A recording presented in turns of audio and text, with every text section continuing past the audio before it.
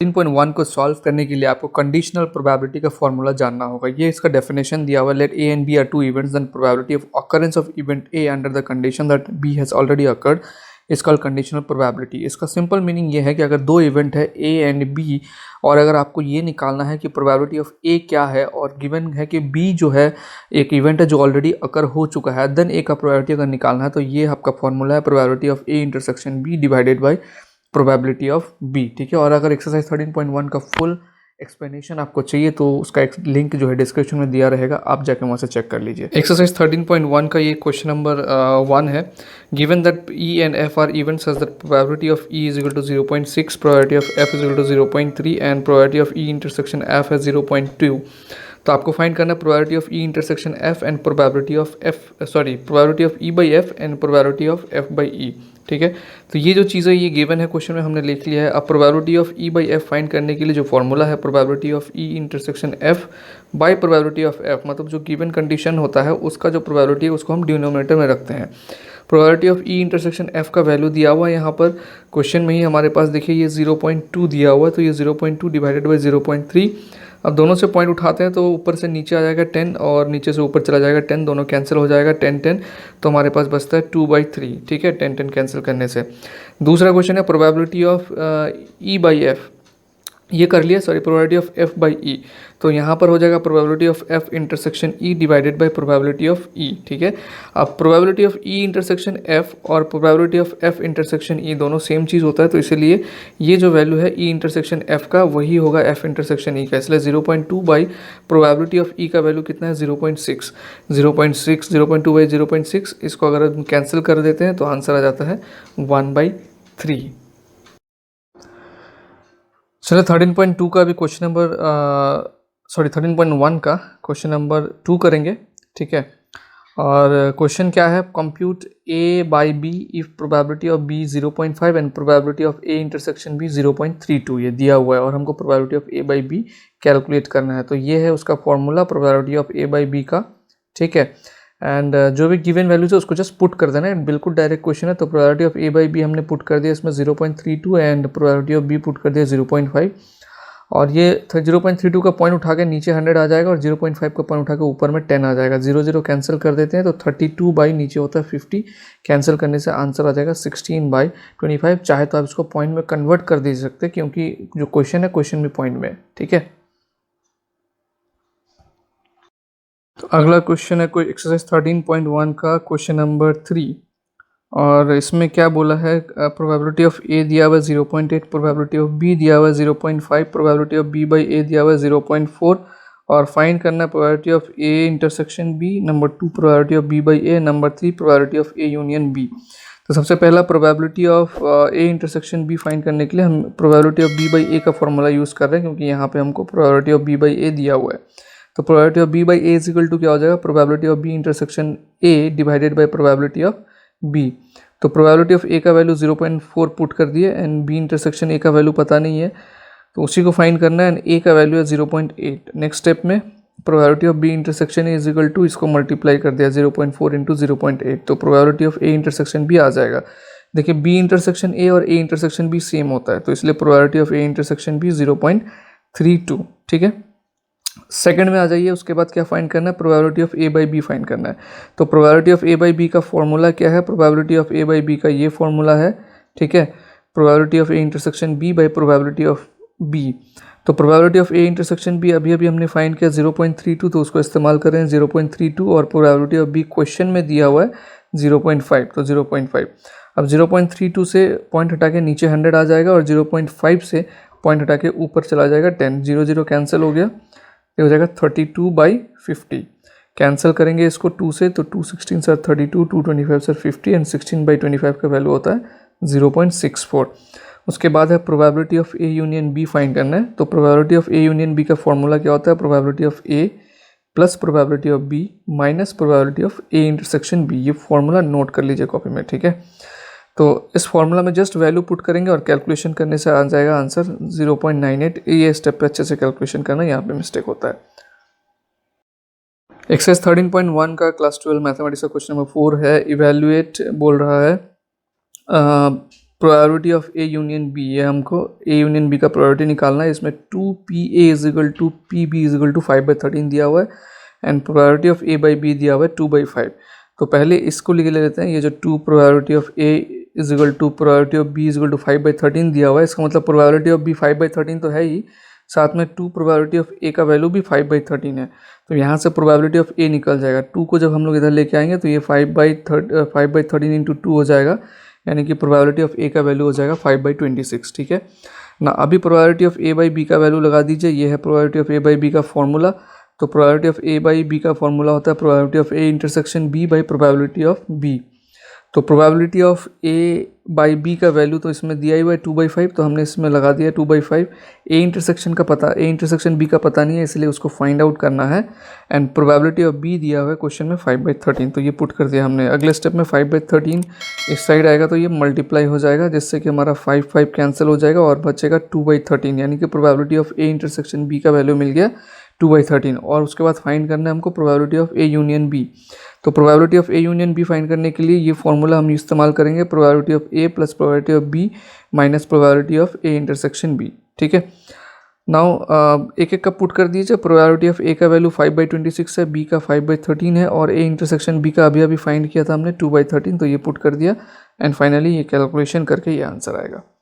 ठीक है, so next question 13.1 का क्वेश्चन नंबर 5 क्लास 12 एक्सरसाइज 13.1 का। और क्वेश्चन क्या है देख लें पहले। प्रोबेबिलिटी ऑफ A दिया हुआ है 6/11, प्रोबेबिलिटी ऑफ B दिया हुआ है 5/11, probability of A union B दिया हुआ है 7/11 और फाइंड आउट करना है probability of A intersection B, probability of A by B and probability of B by A।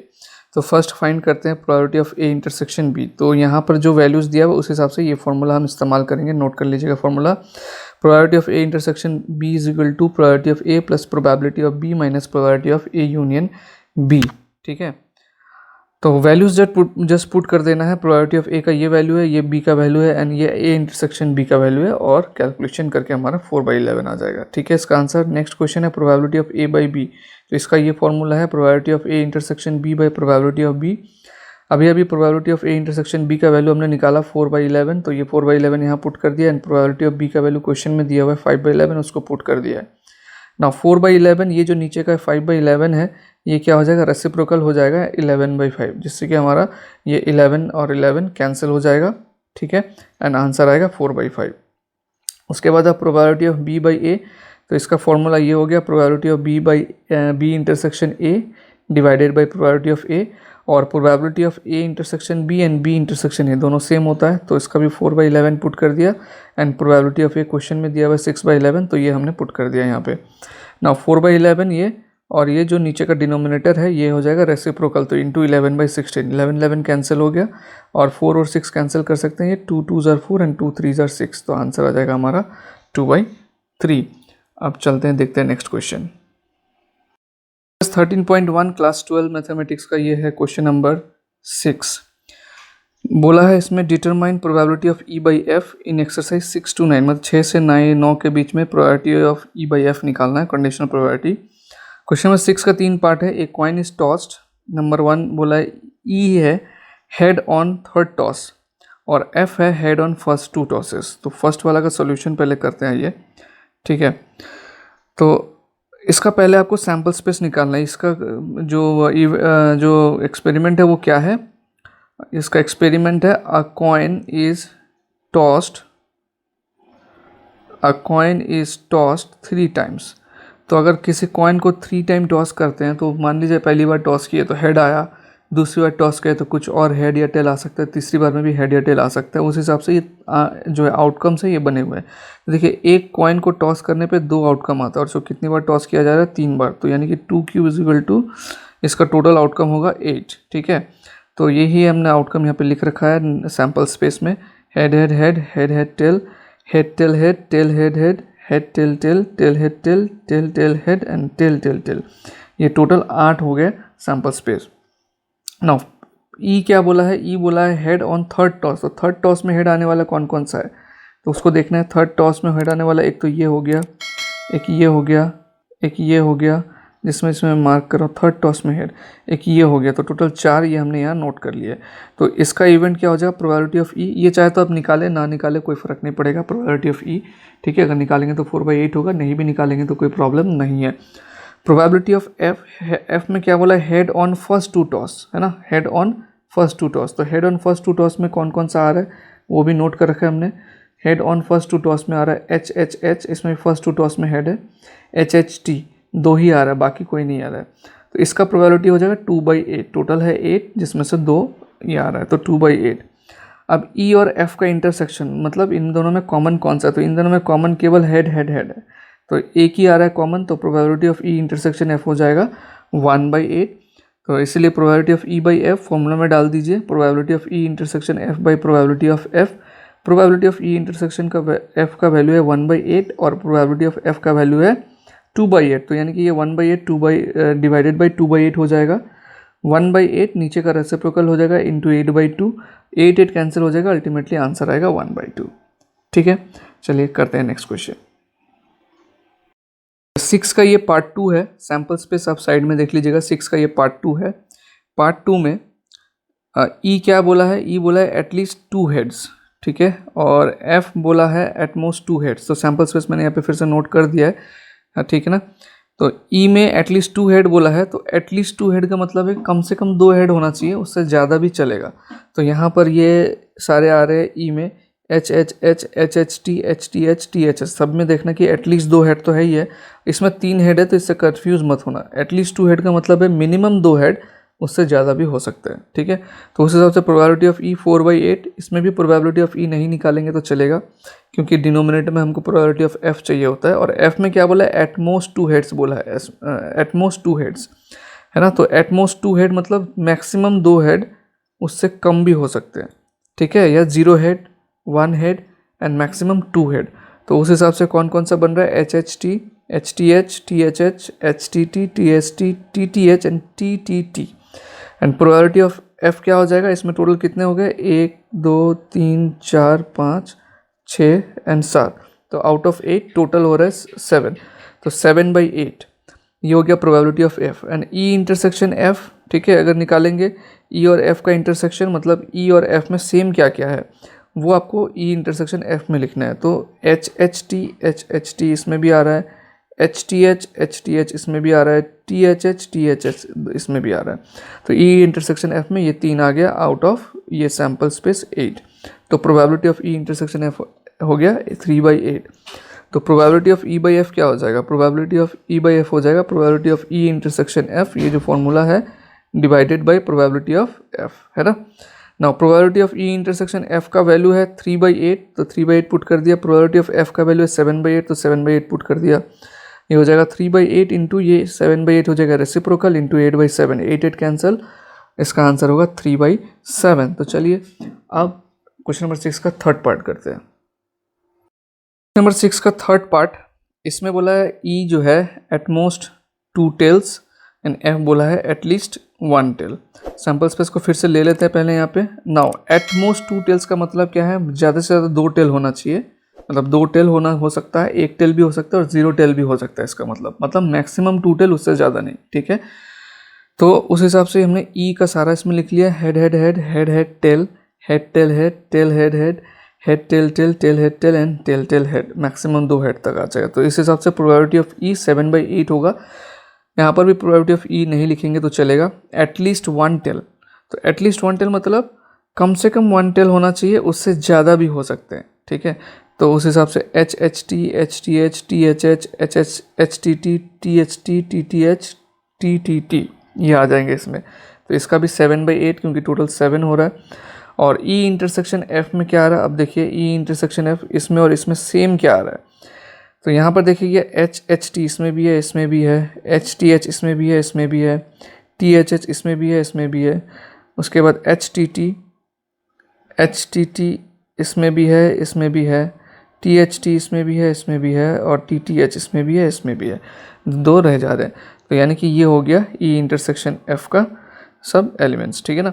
ना इसमें कितना है टोटल, 1 2 3 4 5 6 है, ठीक है। तो probability of E intersection F हो जाएगा 6/8। ठीक है, मैं यहाँ पे कैंसिल नहीं करता लास्ट में, क्योंकि कैंसिल करना पड़ता है इसलिए रख देते हैं, बट आप चाहे तो यहाँ पर भी कैंसिल कर सकते हैं। ये हो गया probability of E by F का formula. Probability of E intersection F divided by probability of F, just value put कर दीजिए। Probability of E intersection F का है 7/8 और प्रोबेबिलिटी ऑफ एफ का वैल्यू है प्रोबेबिलिटी ऑफ ई इंटरसेक्शन है C/8 और प्रोबेबिलिटी ऑफ एफ है 7/8। तो 6/8 ये हो जाएगा रेसिप्रोकल इंटू 8/7, 8 कैंसिल, आंसर हो जाएगा इसका 6/7।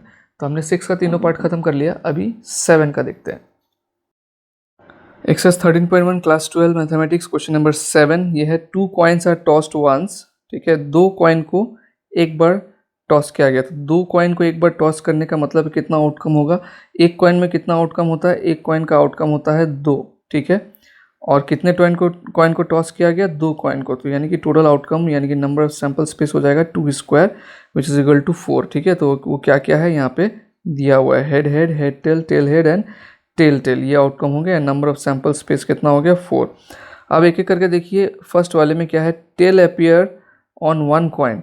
तो टेल अपियर ऑन 1 कॉइन कौन कौन सा है, head tail and tail head, वो एक कॉइन में टेल होना चाहिए, तो यानी कि ये 2 है। तो प्रोबेबिलिटी ऑफ ई 2/4, नहीं भी निकालेंगे तो चलेगा, लेकिन एफ का निकालना ज़रूरी होता है। एफ क्या बोला है, एफ बोला है 1 कॉइन शोज हेड, एक कॉइन में हेड है।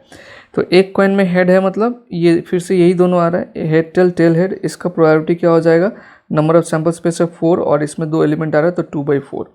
नाउ ई इंटरसेक्शन एफ, ई और एफ में क्या सेम है ये देखना है। तो देखिए हेड टेल इसमें भी है, इसमें भी है, टेल हेड इसमें भी है, इसमें भी है, तो ये दोनों ही सेम है।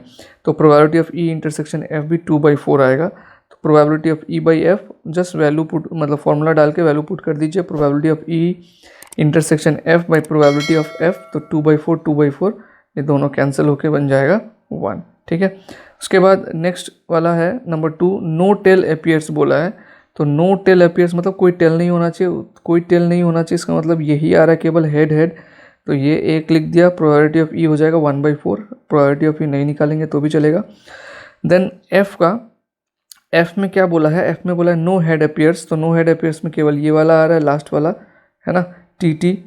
तो प्रोबेबिलिटी ऑफ एफ हो जाएगा 1/4 और ई इंटरसेक्शन एफ में कोई भी एलिमेंट सेम नहीं है, तो ई इंटरसेक्शन एफ हो गया नल। ठीक है, तो E probability of E intersection F भी 0 हो जाएगा। उस हिसाब से probability of E by F भी 0 हो जाएगा, क्योंकि ये फॉर्मूला है ना probability of E by F का, ये वाला फॉर्मूला है probability of E by F का। तो इसका वैल्यू न्यूमरेटर का वैल्यू 0 आ जा रहा है, तो डिनोमिनेटर में कुछ भी आ जाए कोई फ़र्क नहीं पड़ता है, अब जो प्रोबेबिलिटी होने वाला है वो 0 ही होगा। ठीक है, ये हो गया 7 का। 8 का करते हैं अब। 12 मैथमेटिक्स एक्सरसाइज 13.1 क्वेश्चन नंबर 8 का करेंगे अभी हम लोग। क्वेश्चन आपको दिख रहा है सामने, ए डाई इज थ्रोन 3 टाइम्स। ठीक है, और इवेंट इसमें क्या दिया, 4 अपीयर्स ऑन थर्ड टॉस, और एफ क्या है, 6 and 5 appears respectively on first 2 tosses. चलिए समझते हैं। सबसे पहले तो इसका सैम्पल स्पेस फाइंड आउट करना होगा। देखिए ए डाई इज थ्रोन 3 टाइम्स बोला है, तो एक डाई में टोटल आउटकम कितने होते हैं, 6 होते हैं। एक डाई में जो टोटल आउटकम होता है वो होता है 6। ठीक है, और इसको कितनी बार टॉस किया गया है, इसको 3 टाइम्स टॉस किया गया। ये तरीका है number of sample space find करने का। 3 बार टॉस किया गया मतलब ये पावर में आ जाएगा। नाउ 6 क्यूब का वैल्यू क्या होता है, 216। ठीक है, अब इसमें एक एक करके समझते हैं। ई क्या बोला, 4 अपीयर्स ऑन थर्ड टॉस, तो 4 थर्ड टॉस में अपीयर कर रहा है। तो देखिए तीन बार टॉस मतलब एक डाई को 3 टाइम्स करना है, तो इसका मतलब इस तरीके से 3 वैल्यूज़ मिलेंगे, है ना। तो इसमें बोला कि थर्ड टॉस में जो है 4 आएगा, तो इसलिए तो फिक्स हो गया। यानी कि ये जो फर्स्ट वाला प्लेस है हमारा, ये 6 तरीके से फिल हो सकता है, 1 2 3 4 5 6। एंड ये सेकेंड वाला प्लेस भी 6 तरीके से फिल हो सकता है, 1 2 3 4 5 6। और ये थर्ड वाला प्लेस में केवल एक ही आएगा, यानी कि 1 सिर्फ। तो टोटल नंबर ऑफ जो एलिमेंट होने वाला है ई में वो कितना होने वाला है, 6 × 6 × 1। लास्ट में केवल 4 ही रखना है, क्योंकि यहाँ पे बोला 4 जो है थर्ड टॉस में होना चाहिए। तो उस हिसाब से 6 × 6 36। टोटल जो एलिमेंट है वो ई में 36 होगा। इसको बार बार देख के अच्छे से समझिएगा। ठीक है, नाउ प्रोबेबिलिटी ऑफ ई 36/216। ई का प्रोबेबिलिटी नहीं भी निकालेंगे तो चलेगा, हम निकाल लेते हैं कहीं कहीं पर कोई क्वेश्चन में अगर ज़रूरत पड़ जाए तो, बट इस क्वेश्चन में ज़रूरत नहीं है। नाउ प्रोबेबिलिटी ऑफ एफ बोला है 6 and 5 appears respectively on first 2 tosses. यानी कि फर्स्ट 2 टॉसेस का जो है 6 and 5 फिक्स हो गया कि फर्स्ट में हमको 6 चाहिए, सेकेंड टॉस में 5 चाहिए। अब थर्ड वाले टॉस में 6 तरीके से कुछ भी आ सकता है। तो यानी कि इसका कितना कॉम्बिनेशन हो सकता है, इसका 6 कॉम्बिनेशन हो सकता है। ये चाहे तो आप लिख के बता सकते हैं 651, 652, 653, 654, 655 एंड 656, ठीक है। तो इसका टोटल देखिए, फर्स्ट प्लेस में केवल एक ही डिजिट अलाउ, एक ही नंबर अलाउड है, सेकंड प्लेस में एक ही नंबर अलाउड है, एंड थर्ड वाले में 6 में से कोई भी हो सकता है, इसीलिए इसका टोटल आउटकम है 6, ठीक है ना। नाउ प्रोबेबिलिटी ऑफ एफ हो जाएगा 6 out of number of sample space कितना है 216, तो इसका प्रोबेबिलिटी हो जाएगा 6/216। अब ई इंटरसेक्शन एफ बड़ा आसान है निकालना, क्योंकि ई में क्या है, ई में वो सारे है आउटकम्स है जिसमें आपका 4 लास्ट में आ रहा है, ठीक है। और एफ में क्या है, एफ में है फर्स्ट और सेकंड में 6 5 है और बाकी सब में 1 2 3 4 5 6 है, मतलब लास्ट वाले प्लेस में। तो यानी कि इसमें कॉमन सिर्फ एक ही आने वाला है 6 5 4, ठीक है। तो इसका जो प्रोबेबिलिटी हो जाएगा, probability of E intersection F, वो हो जाएगा 1/216। अब जस्ट फार्मूला डाल देंगे हम लोग, ये है formula probability of E by F का, probability of E intersection F by probability of F, ठीक है। तो 1/216 ये है प्रोबेबिलिटी ऑफ ई इंटरसेक्शन का वैल्यू, ई इंटरसेक्शन एफ का वैल्यू, और 6/216 है ये प्रोबेबिलिटी ऑफ एफ का वैल्यू। 216 कैंसिल हो जाएगा, आंसर आएगा 1/6। तो ये था क्वेश्चन नंबर 8, थोड़ा सा अलग था, ठीक है। तो इसको हो सके तो एक और बार देख लीजिएगा। अब हम लोग करेंगे question number 9, exercise class 12 exercise 13.1, question number 9 है हमारे सामने अभी। इसमें क्वेश्चन में बोला mother father and son line up at random for a family picture, ठीक है। सिचुएशन है कि फैमिली पिक्चर के लिए मदर फादर एंड सन खड़े हो रहे हैं। अब इसमें इवेंट क्या दिया हुआ है, son on one end and father and middle. तो पहले तो इसका सैम्पल स्पेस बना लेते हैं, ठीक है। देखिए मदर फादर सन ये तीनों जो है फोटो के लिए खड़े हो रहे हैं, तो कितने तरीके से खड़े हो सकते हैं, वही हमारा सैम्पल स्पेस बन जाएगा। ऐसा हो सकता है कि मदर फर्स्ट में हो एंड फादर एंड सन, या फिर मदर फर्स्ट में हो एंड सन एंड फादर, उसके बाद आप फादर को फर्स्ट में फिक्स कर दीजिए तो बाकी मदर एंड सन, और इसमें फादर फर्स्ट में है तो सन एंड मदर। एक बार सन को फर्स्ट में कर दीजिए तो मदर एंड फादर, और सन को दूसरी बार दोबारा से कर देंगे फर्स्ट में तो फादर एंड मदर, मतलब एक जन को फिक्स रख रहे हैं और 2 जन का साइड चेंज कर रहे हैं। तो इस हिसाब से कितना हो जा रहा है इसमें 6 ठो आप बोल सकते हैं क्या हो जा रहा है, सैम्पल स्पेस हो जा रहा है, ठीक है। तो परम्यूटेशन कॉम्बिनेशन चैप्टर की नॉलेज यूज़ करके भी कर सकते हैं जैसे, ओके। तो सैम्पल स्पेस आ गया, नंबर ऑफ सैम्पल स्पेस है 6, ठीक है। अब यहाँ पे बोला son on one end, son on मतलब सन कोई भी एंड में होना चाहिए, तो फर्स्ट में या तो लास्ट में। तो ऐसा कितना सारा, एक ये हो गया, एक ये हो गया और एक ये हो गया, यानी कि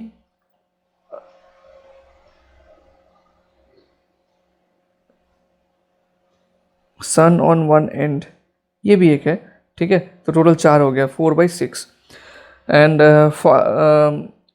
उसके बाद बोला फादर इन द मिडिल, तो फादर इन द मिडिल में 2 ही केस है, एक ये है और एक ये है, तो इसका प्रोबेबिलिटी हो जाएगा 2/6। अब इंटरसेक्शन निकालेंगे, इंटरसेक्शन में तो देखिए ई और एफ का इंटरसेक्शन में ये आ रहा है एंड ये आ रहा है, ठीक है ना। तो यानी कि ई इंटरसेक्शन एफ में भी 2 ही आ रहा है, तो 2/6 इसका भी हो गया। अब probability of E intersection F निकाल देते हैं, ये फॉर्मूला में डाल दीजिए, आंसर आ जाएगा 1, ठीक है। क्योंकि probability of E intersection F 2/6 आया है एंड प्रोबेबिलिटी ऑफ एफ भी हमारा 2/6 आया है, तो 2/6 डिवाइडेड बाई 2/6 1 ही होगा। ये क्वेश्चन नंबर 9 था। अब 10 का करते हैं। एक्सरसाइज 13.1 क्लास 12 मैथमेटिक्स का क्वेश्चन नंबर 10 है। ये क्वेश्चन को थोड़ा ध्यान से समझिएगा, सॉल्यूशन को भी। A black and a red dice are rolled, एक ब्लैक और एक रेड डाइस को रोल किया गया, ठीक है। बोला फाइंड ए में बोला है find conditional probability of obtaining a sum greater than 9, इसमें ध्यान दीजिएगा, बोलेगा sum greater than 9 given that, इसमें गिवन कंडीशन क्या है, that black die resulted in a 5, ठीक है। अब यहाँ पर मैंने जो है अच्छे से सैम्पल स्पेस को लिख दिया है, क्वेश्चन भी बाद में पढ़ेंगे।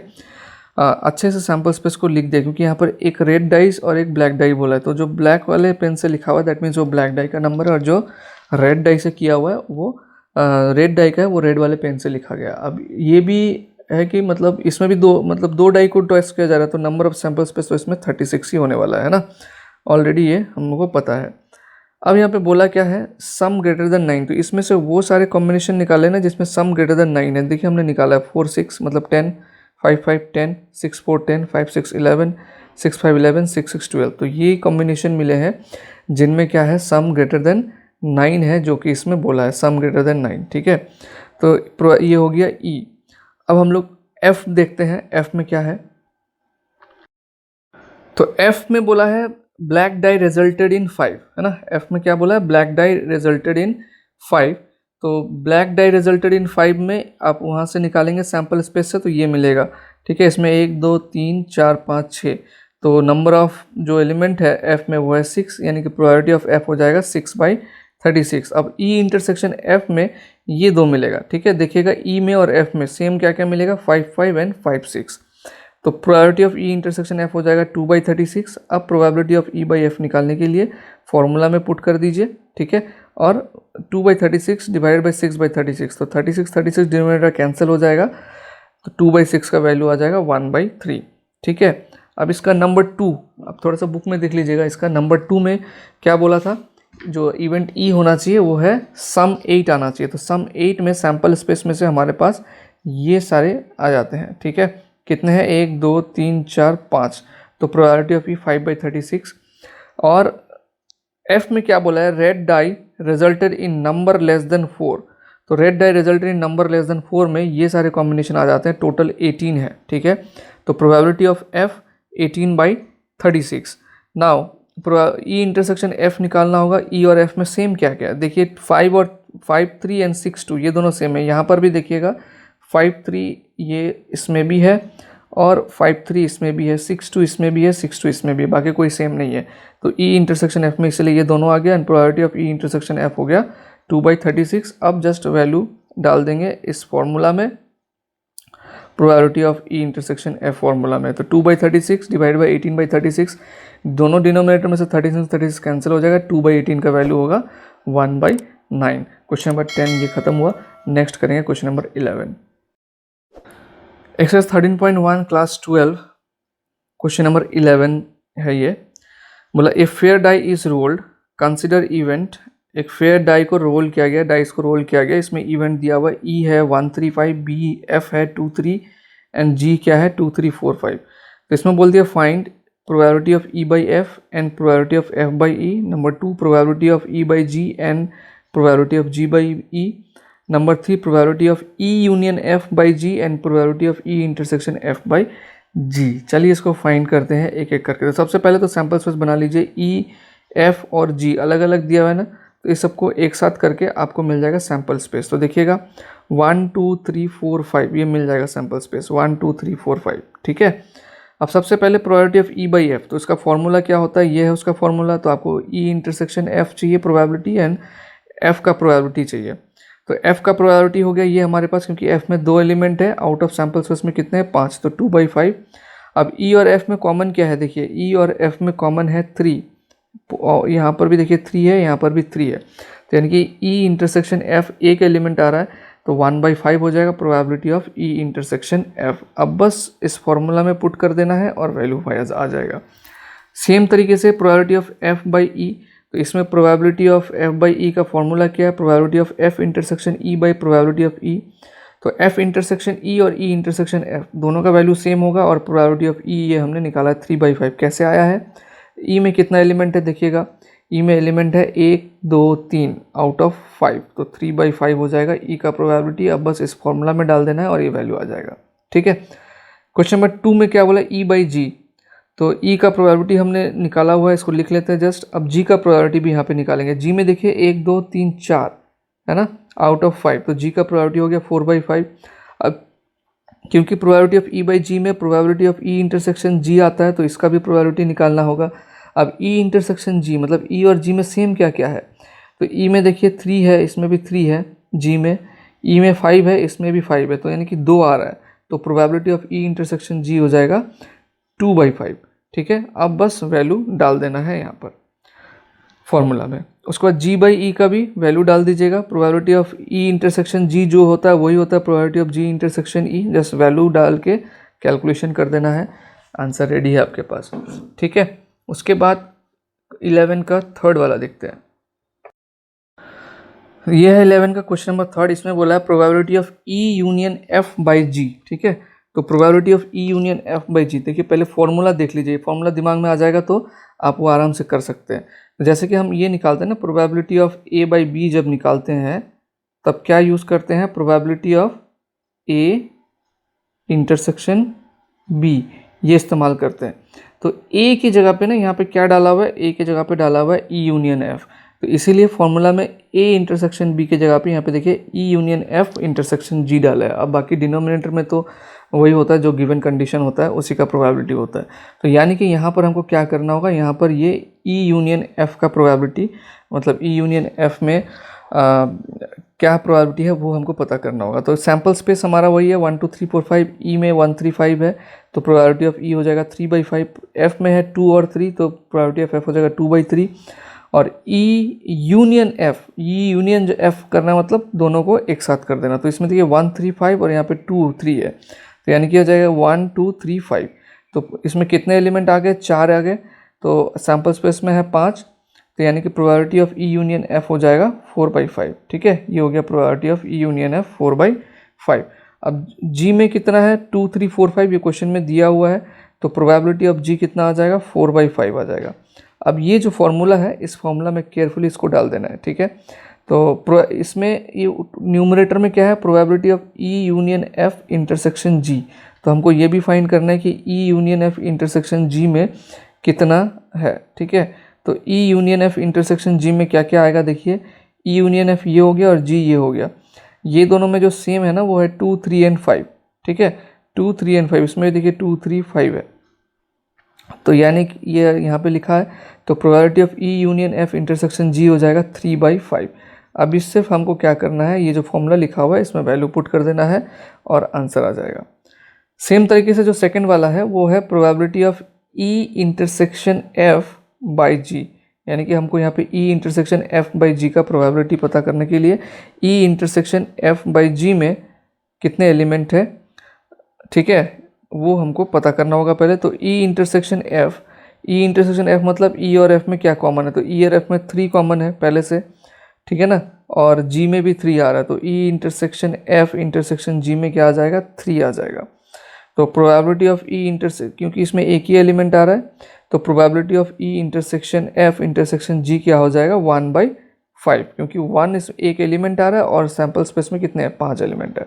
ठीक है, now probability of E intersection F by G, ये निकालने के लिए हम क्या करेंगे, ये जो फॉर्मूला है इसमें हम ये वैल्यू को डाल देंगे। तो probability of E intersection F by G, यहाँ पे बाई जी नहीं होगा, यहाँ पे होगा इंटरसेक्शन जी, ये जो यहाँ पे बाई जी लिखा हुआ है यहाँ पे इंटरसेक्शन जी लिख देना। Probability of G 1/5 divide by 4/5, इसका आंसर आ जाएगा 1/4, क्योंकि 5 कैंसिल हो जाएगा, आंसर आएगा 1/4। ठीक है, नाउ क्वेश्चन नंबर 12 देखते हैं। एक्सरसाइज 13.1 क्लास 12 मैथमेटिक्स का क्वेश्चन नंबर 12 है। ये बोला assume that each born child is equally likely to be a boy और ए गर्ल। ठीक है, बोला अगर कोई चाइल्ड का बॉर्न होता है तो बॉय भी हो सकता है गर्ल भी हो सकता है, दोनों ही सिचुएशन इक्वली पॉसिबल है। So if a family has 2 children, अगर एक फैमिली के पास 2 चिल्ड्रेन है, what is the conditional probability that both are girls. ठीक है, यहाँ पे कंडीशनल प्रोबेबिलिटी निकालना है क्या, both are girls, and given condition क्या है, गिवन दैट, इसमें 2 क्वेश्चन है, फर्स्ट है the youngest is a girl and second है एटलीस्ट 1 इज़ अ गर्ल। तो चलिए क्वेश्चन को करते हैं। ठीक है, तो सैम्पल स्पेस इसमें देख लीजिए 2 बच्चा है, तो हो सकता है दोनों बॉय हो, या फिर फर्स्ट वाला बॉय सेकंड वाला गर्ल हो, या फिर फर्स्ट वाला गर्ल सेकंड वाला बॉय हो, या फिर दोनों ही गर्ल हो, तो यानी कि नंबर ऑफ सैम्पल स्पेस में हो गया 4। ठीक है, नाउ इवेंट क्या है, इवेंट हमारा है, बोला है ई है हमारा, क्या बोला है E, what is the conditional probability that both are girls, तो ई हमारे लिए है बोथ आर गर्ल्स, तो बोथ आर गर्ल्स का तो एक ही है जी, तो ये आ गया जी। ठीक है, अब फर्स्ट जो गिवन कंडीशन है वो है the youngest is a girl, तो यंगेस्ट इज़ अ गर्ल मतलब सेकंड वाला, तो सेकंड वाला गर्ल इसमें है और इसमें है, तो यानी कि 2 आ रहा है, तो प्रोबेबिलिटी हो जाएगा f का 2/4। अब ई इंटरसेक्शन f में क्या क्या आ रहा है, देखिए ई में और f में सेम क्या क्या है, जी सेम है, यानी कि एक ही एलिमेंट सेम है, तो probability of E intersection f हो जाएगा 1/4, 1 है इसमें और आउट ऑफ 4। ठीक है, अब probability of E by F formula में डाल देंगे, ये हो गया formula, probability of E intersection f by probability of f, तो probability of E intersection f हमारे पास कितना है, 1/4 है, और प्रोबेबिलिटी ऑफ एफ है 2/4, तो 1/4 डिवाइडेड बाई 2/4, 1/4, ये जो नीचे का 2/4 है ये रेसिप्रोकल होकर 4/2 बन जाएगा, 4 कैंसिल, तो इसका प्रोबेबिलिटी हो गया 1/2। अब सेकेंड वाला, तो इसमें भी ई तो इवेंट तो वही है, बोथ आर गर्ल्स, लेकिन गिवन कंडीशन है at least one is a girl, तो एटलीस्ट वन मतलब एक गर्ल होना चाहिए, और एक से ज़्यादा होने से भी चलेगा, तो एक गर्ल होना चाहिए। इसमें 3 पॉसिबल सिचुएशन है, तो इसलिए इसका ये यहाँ पे लिख दिया कौन कौन सा है, तो इसलिए इसका प्रोबेबिलिटी क्या हो जाएगा 3/4। ठीक है, अब ई इंटरसेक्शन एफ देखिए, ई इंटरसेक्शन ई में है जी जी और एफ में भी यहाँ पर जी जी, तो ई इंटरसेक्शन एफ इस केस में भी यहाँ पे 1 ही होगा, तो probability of E intersection F यहाँ पर भी 1/4 है। ठीक है, अब फिर से फॉर्मूला में डाल दीजिए, आंसर आ जाएगा, probability of E by F हो जाएगा probability of E intersection F divided by probability of F, and probability of E intersection F का वैल्यू है 1/4 और प्रोबेबिलिटी ऑफ एफ का वैल्यू है 3/4, तो 1/4 इंटू ये जो है ये रेसिप्रोकल होकर 4/3 हो जाएगा, 4 कैंसिल, आंसर आएगा 1/3। ठीक है, ये हो गया क्वेश्चन नंबर 12। अब देखते हैं question number 13। Exercise 13.1 class 12 question number 13 में बोला an instructor has a question bank consisting of 300 easy true and false question, ध्यान से सुनिएगा, 200 difficult true and false question, 500 easy multiple choice question, and यहाँ पर थोड़ा छूट गया था, मैंने पेन से लिख दिया है, आप बुक रेफर कर सकते हैं, and 400 difficult multiple choice question यहाँ पे बोला है। ठीक है, तो एक और बार रिपीट करते हैं कि क्या क्या क्वेश्चन है, 300 easy true and false question है, 200 difficult true and false question है, 500 इजी मल्टीपल चॉइस क्वेश्चन है, and 400 difficult multiple choice question है। ठीक है, अब क्वेश्चन क्या पूछना चाह रहा है, if a question is selected at random from the question bank, what is the probability that it will be an easy question। ठीक है, प्रोबेबिलिटी क्या है इजी क्वेश्चन का, गिवन दैट, ये देखिए गिवन बोला है तो इसका मतलब कंडीशनल प्रोबेबिलिटी है, हमेशा गिवन अगर वर्ड है तो इसका मतलब वो कंडीशनल प्रोबेबिलिटी फाइंड करना पड़ता है। It is a multiple choice question, ठीक है, given that it is a multiple choice question, तो इवेंट हमारे पास यहाँ पे क्या है इसको समझ लीजिए, what is the word that is an easy question. ठीक है, तो ई है हमारे पास इजी क्वेश्चन। अब नंबर ऑफ सैम्पल स्पेस इसमें कितना है, देखिए क्वेश्चंस कितना है टोटल, 300 जो है इजी क्वेश्चन है ट्रू एंड फॉल्स के, 200 डिफिकल्ट क्वेश्चन है ट्रू एंड फॉल्स के, 500 इजी क्वेश्चन है मल्टीपल चॉइस के, एंड 400 डिफिकल्ट क्वेश्चन है मल्टीपल चॉइस का, तो टोटल हो जा रहा है 3 + 2 5 5 10 1400। ठीक है, इसलिए यहाँ पे सैम्पल स्पेस लिखा हुआ है 1400 ना। इवेंट क्या है इजी क्वेश्चन, तो इजी क्वेश्चन टोटल कितने हैं, 300 ट्रू फॉल्स का है और 500 जो है मल्टीपल चॉइस का, यहाँ पे इजी क्वेश्चन बोला तो टोटल 800 है, तो प्रोबेबिलिटी ऑफ इवेंट क्या हो जाएगा, ई प्रोबेबिलिटी ऑफ ई हो जाएगा 800/400। अब एफ में क्या बोला है, जो एफ मतलब होता है गिवन कंडीशन, तो गिवन कंडीशन क्या है, it is a multiple choice question, तो मल्टीपल चॉइस क्वेश्चन कितने हैं, देखिए 500 इजी मल्टीपल चॉइस क्वेश्चन है, 400 डिफिकल्ट मल्टीपल चॉइस क्वेश्चन है, तो टोटल मल्टीपल चॉइस क्वेश्चन है 900, तो प्रोबेबिलिटी ऑफ जो एफ है गिवन कंडीशन है वो है 900/1400। अब ई इंटरसेक्शन एफ, थोड़ा सा ध्यान दीजिएगा, ई में क्या बोला है इजी क्वेश्चन है और एफ में बोला है मल्टीपल चॉइस क्वेश्चन है, यानी कि ई इंटरसेक्शन एफ में क्या हो जाएगा इजी मल्टीपल चॉइस क्वेश्चन, तो इजी मल्टीपल चॉइस क्वेश्चन तो 500 है ना, तो ई इंटरसेक्शन एफ में हो जाएगा 500, तो probability of E intersection F भी हो जाएगा 500/1400। Now probability of E by F हो जाएगा probability of E intersection F divided by probability of F. E intersection F का वैल्यू है 500/400 पुट कर दिया, और प्रोबेबिलिटी ऑफ एफ का वैल्यू है 900/400, ये भी पुट कर दिया, तो ये हो जाएगा 500/1400 इंटू करेंगे 900/1400 को रेसिप्रोकल कर देंगे, तो इंटू 1400/900 हो जाएगा, कैंसिल करने के बाद जो बचेगा वो होगा 5/9। ठीक है, 13 भी हमने कर लिया, 14 का एक्सप्लेनेशन करते हैं अभी। एक्सरसाइज 13.1 क्लास 12 क्वेश्चन नंबर 14, इसका सॉल्यूशन करेंगे। इसमें देखिए क्या बोला, given that 2 numbers appearing on throwing 2 dice are different. अच्छा ये गिवन है, पहले इसमें दे दिया गिवन, गिवन में क्या बोला कि 2 नंबर जो 2 डाइस को थ्रो करके आ रहा है वो डिफरेंट है। Find the probability of the okay the sum of number on the die is 4. okay, find the probability of the event the sum of number on the die is 4, ये निकालना है। ठीक है, कि जो इवेंट क्या है वो sum of number on the die जो है 4 है, ये है इवेंट। और गिवन क्या है कि जो दो नंबर है वो डिफरेंट है। ठीक है, ये कंडीशन गिवन है। तो सैम्पल्स पे इसका आराम से बना सकते हैं, बहुत सारे क्वेश्चन में बना दिए, इसीलिए इसका नहीं बना रहे, दोबारा फिर से एक्सप्लेन कर देते हैं। बट क्योंकि यहाँ पे क्या है, थ्रोइंग 2 डाइस बोला है, तो थ्रोइंग 2 डाइस का क्या होगा, एक डाई में 6 आउटकम होता है, 2 डाई और कितने डाई थ्रो कर रहे हैं, 2 डाई को थ्रो कर रहे हैं, तो आउटकम कितना हो जाएगा 6 स्क्वायर मतलब 36, इसलिए नंबर ऑफ सैम्पल स्पेस कितना है 36 है। अब इवेंट इसमें क्या बोला है कि उसमें से जो सम होना चाहिए डाई में वो होना चाहिए 4, तो किस किस में होगा, 1 और 3 में होगा, 2 और 2 में होगा, 3 और 1 में होगा, और किसी में तो नहीं होगा। यानी कि आउट ऑफ 36 3 जो है हमारा इवेंट का फेवरेबल है। और एफ में क्या बोला है कि जो नंबर्स है वो डिफरेंट है मतलब 1 1 2 2 3 3 4 4 5 5 6 6, ये नहीं आना चाहिए। तो ये कितने बन रहे हैं, काउंट कीजिए, 1 1 2 2 3 3 4 4 5 5 6 6, ये 6 नहीं आने चाहिए, बाकी आ सकता है। तो यानी कि टोटल नंबर, और यहाँ पे मैंने लिस्ट कर दिया है कौन कौन सा है वो। ठीक है, तो यानी कि प्रोबेबिलिटी ऑफ एफ जो गिवन कंडीशन है वो 30/36 है। अब ई इंटरसेक्शन एफ करना है, तो ई में क्या है, देखिए ई में है 1 3, तो 1 3 इसमें भी है, 2 2 2 2 इसमें नहीं होगा क्योंकि एफ में क्या है कि सेम नंबर नहीं है, अलग अलग है। और 3 1 भी इसमें मिल जाएगा आपको, ये रहा 3 1। ठीक है, तो यानी कि ई इंटरसेक्शन एफ में 1 3 और 3 1 आएगा, तो उस हिसाब से probability of E intersection F हो जाएगा 2/36। एंड जस्ट अब पुट कर देंगे फॉर्मूला में कि probability of E by F हो जाएगा probability of E intersection F divided by probability of F. तो ई इंटरसेक्शन एफ का जो प्रोबेबिलिटी है वो है 2/36 एंड प्रोबेबिलिटी ऑफ एफ है 30/36।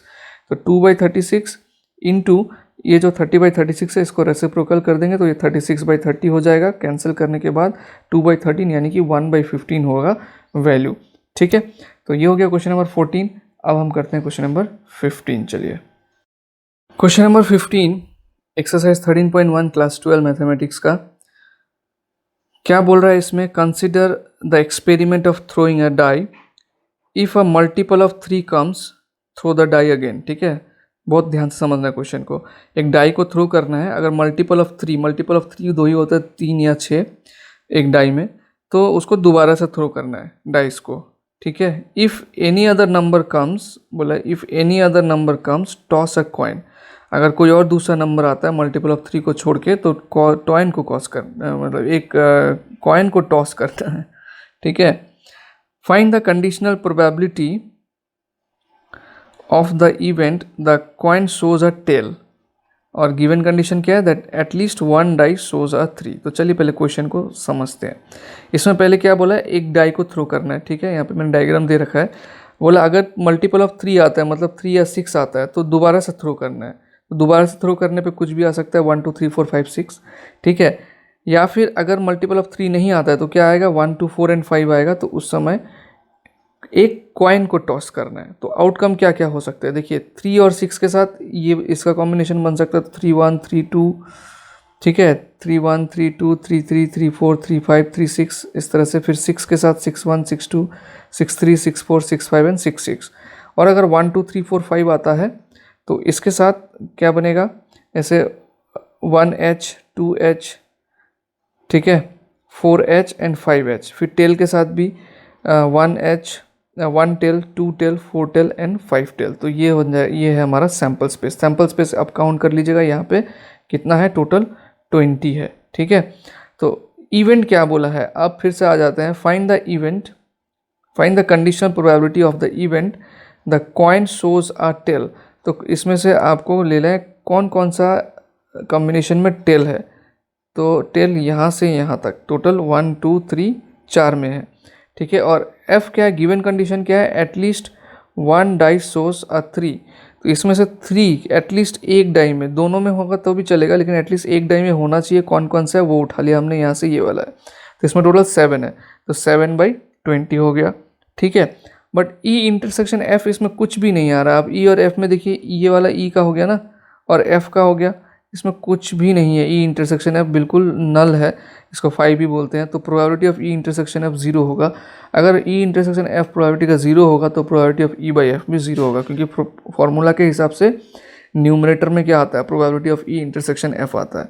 तो अगर न्यूमरेटर में ई इंटरसेक्शन एफ आ रहा है और वो 0 हो जा रहा है तो ओवरऑल वैल्यू ही 0 हो जाएगा। ठीक है, चलिए अगला दो MCQ क्वेश्चन है वो भी कर लेते हैं। Exercise 13.1 class 12 mathematics, last 2 question है MCQ। इसमें क्वेश्चन में बोला if probability of A is equal to 1/2 probability of B is equal to 0 then probability of A by B is, okay, probability of A by B क्या होगा। तो probability of A by B का हमने formula लिख लिया है, ये है probability of A by B का फॉर्मूला। यहाँ पे आप डिनोमिनेटर में देख रहे हैं प्रोबेबिलिटी ऑफ बी आ रहा है। ए इंटरसेक्शन बी का वैल्यू कोई भी वैल्यू हो फ़र्क नहीं पड़ेगा, लेकिन अगर डिनोमिनेटर किसी चीज़ का 0 हो जाता है उसका वैल्यू क्या होता है, नॉट डिफाइन हो जाता है, यानी कि हमारा ऑप्शन सी जो है वो करेक्ट आंसर है इसमें। ठीक है, अब आ जाते हैं क्वेश्चन नंबर 17 में। इसमें क्या बोल रहा है, if A and B are event such that probability of A by B is equal to probability of B by A, ये दिया हुआ है। देन यहाँ पे क्या बोला है, A subset of B but A not equal to B, options दिए हुए हैं ये कुछ। चलिए इसको सॉल्व करते हैं सीधा। तो जो गिवन कंडीशन है वो क्या है, probability of A by B is equal to probability of B by A दिया हुआ है। तो इसमें जस्ट फॉर्मूला डाल दीजिए, probability of A by B क्या होता है, probability of A intersection B by probability of B, and probability of B by A क्या होता है, probability of B intersection A by probability of A. अब A intersection B and B intersection A same है तो इसलिए ये दोनों cut जाएगा, तो क्या बचेगा, 1 by probability of B is equal to 1 by probability of A, ये आ जाएगा। अब इसको रेसिप्रोकल कर दें या क्रॉस मल्टीप्लाई कर दें आप, ये वैल्यू आपको मिल जाएगा कि probability of B is equal to probability of A, जो कि हमको ऑप्शन डी में मिलता है, यानी कि ऑप्शन डी इज़ करेक्ट, ये है हमारा आंसर। तो एक्सरसाइज 13.1 कंप्लीट।